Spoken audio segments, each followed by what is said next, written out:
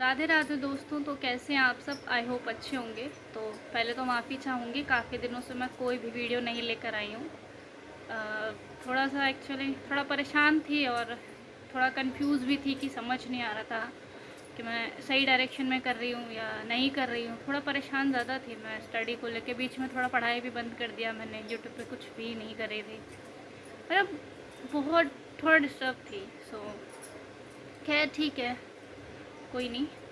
तो जैसे कि ये वीडियो लाने का पर्पस मेरा ये है कि कंप्यूटर को लेकर के काफ़ी सारे बच्चे हैं, मतलब मेरी तरह स्टूडेंट्स हैं, जिनको डाउट हो रहा है कि कंप्यूटर हमारा प्रिपेयर नहीं हो रहा, कितना भी पढ़ रहे हैं बट ऐसा लग रहा है कि मतलब सिर्फ पढ़ रहे हैं, उससे हमारा कुछ रिकवर नहीं हो रहा, मतलब उससे समझ में कुछ नहीं आ रहा है। क्वेश्चन लगा रहे हैं, क्वेश्चन बन नहीं रहे हैं। तो देखो मैं कहूँ ना, मेरे साथ भी ये चीज़ बहुत हो रही थी कंप्यूटर में, क्योंकि पता रट रहे थे। रटने से नहीं, कभी भी कंप्यूटर नहीं सही होगा। कंप्यूटर के लिए उसको समझने की ज़रूरत है, ठीक है। हाँ मैं मानती हूँ आप में से आपको डाउट सबसे बड़ा ये होगा कि देखिए प्रैक्टिकल तो हम कर नहीं रहे हैं, जो हम चीज़ें एक चीज़ देख लें, कर देख लें हम कंप्यूटर पे बैठ कर, सिस्टम पे बैठ करके कि किस में क्या चीज़ें होती हैं, क्या कैसी चीज़ें चलती हैं, क्या कैसे होता है। तो आप प्रैक्टिकली नहीं कर सकते बट आप उस चीज़ों को समझ सकते हैं। और बेस्ट टीचर मैं कंप्यूटर के लिए बताऊँगी आपको कि RWA पे शिवम सर हैं, वो पढ़ाते हैं। वो आपको सिर्फ पढ़ाते नहीं हैं, जो चीज़ें आपको वो क्लास में करवाएंगे, बताएंगे, वो चीज़ें आपको वो प्रैक्टिकली करके भी दिखाते हैं कि अगर ये शॉर्टकट कीज़ है, इसमें ऐसा करोगे, ऐसा करोगे तो ऐसे यूज़ होगा, इसका ये काम होता है ऐसे, ठीक है। तो सारी चीज़ें सर उसमें बताते हैं। सेकंड चीज़, आप लोग मैंने जैसे मतलब किया था, अभी मेरा ये तो नहीं कहूँगी कि 10 आउट ऑफ 10 ही मैं कर रही हूँ, बट 6 से 7 क्वेश्चंस मेरे उसमें हो जाते हैं, ठीक है। बाकी मैं भी और कर रही हूँ, कोशिश करूँगी और बेटर स्कोर हो मेरा इसमें। तो आपको करना क्या है, जैसे मान लीजिए आप अभी शुरू कर रहे हैं, ठीक है, या आप अगेन दोबारा से उसे पढ़ रहे हैं, जैसे आपने पढ़ लिया होगा, तो आप क्या करें, जैसे कि आपने पहले उठाया कि इंट्रोडक्शन ऑफ कंप्यूटर, या फिर आपने MS वर्ड, MS एक्सेल या कोई अदर टॉपिक इसमें उठाया, ठीक है। मान लीजिए MS एक्सेल उठा लिया आपने, ठीक है। आपने पहले क्या किया, आपने पहले MS एक्सेल को पढ़ा, ठीक है। MS एक्सेल आपने पूरा टॉपिक पढ़ लिया, उसमें क्या क्या चीज़ें होती हैं, उसमें रो क्या है, कॉलम क्या है ना, और उसमें कौन कौन सी शॉर्टकट कीज़ यूज़ हो रही हैं, कौन कौन उसमें क्या फंक्शन है उनका, क्या कैसे क्या चीज़ें होती हैं, सारी चीज़ें आपने उसमें सारी चीज़ें पढ़ ली, ठीक है। सेकंड, अब उसमें क्या करना, जब आपने एक टॉपिक पढ़ लिया है उसके बाद आपको उसका PYQ लगाना है, उसके बाद नेक्स्ट टॉपिक शुरू करना है। पहले एक चैप्टर पढ़ लिया, फिर उसके PYQ लगा लिए।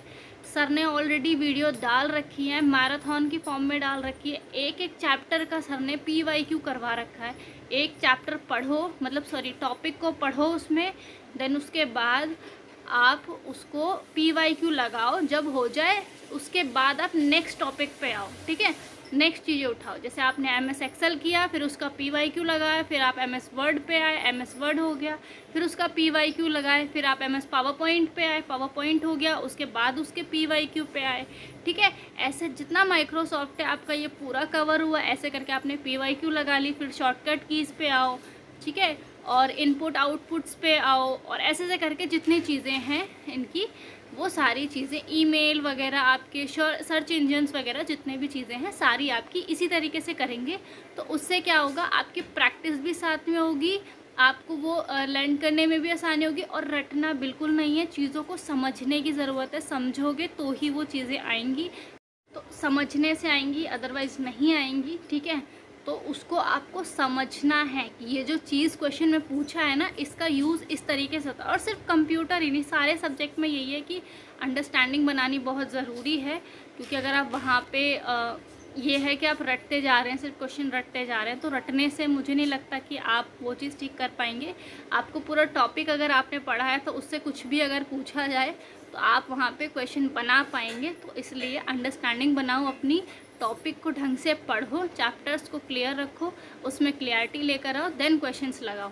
तो उससे क्या रहेगा, थोड़ा सा आपको अच्छा होगा, उससे स्कोर भी आपके बढ़ेंगे। तो यही चीज़ें बतानी थी। इसके साथ साथ एक अपडेट और दे दूँ, अभी अभी जैसे कि मैं वीडियो बना रही हूँ, अभी 7:55 हो रहे हैं, शाम के 7:55 हो रहे हैं। तो जैसे कि आधा घंटे पहले ही हमारा SSC का जो कैलेंडर कैंसिल हो गया था, तो दूसरा जो कैलेंडर 2025 एंड 26 का कैलेंडर आउट होना था वो आउट हो चुका है।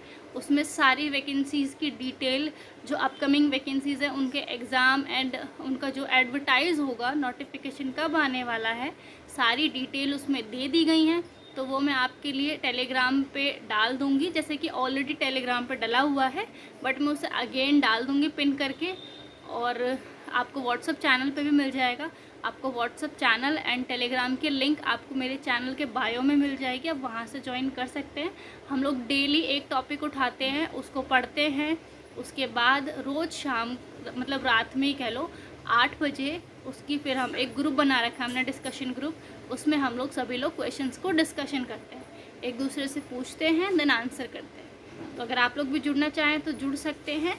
बाकी अगर आपको ये वीडियो यूज़फुल लगी हो तो मुझे कमेंट में ज़रूर बताइएगा, और अच्छा लगा हो तो सब्सक्राइब कर सकते हैं। बाकी फोर्स नहीं करूँगी, कहीं आप ये बोलो कि